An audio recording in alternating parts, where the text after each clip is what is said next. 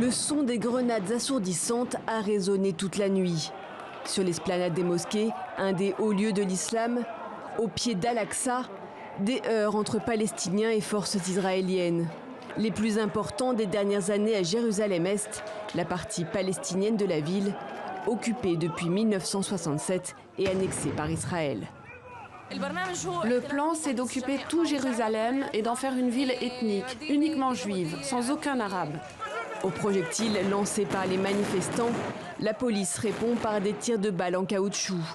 Le Croissant Rouge évacue les victimes vers un hôpital de campagne monté en urgence pour traiter les près de 180 blessés.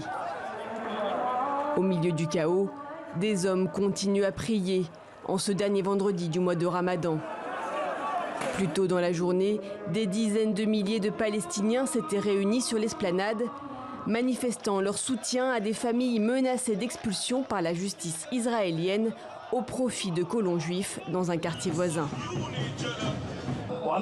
Vous nous avez rendus fiers et nous ne vous laisserons pas affronter l'occupation seuls. Des milliers d'entre eux restent sur place.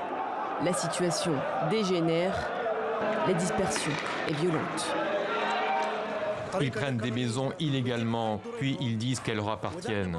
Si on ne se mobilise pas pour ces familles, ce sera ensuite ma maison, la sienne, la leur et celle de tous les Palestiniens qui vivent ici.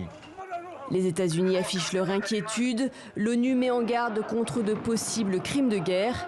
Le Hamas, au pouvoir dans la bande de Gaza, appelle les Palestiniens à occuper l'esplanade des mosquées ce samedi soir, jusqu'à la fin du Ramadan jeudi.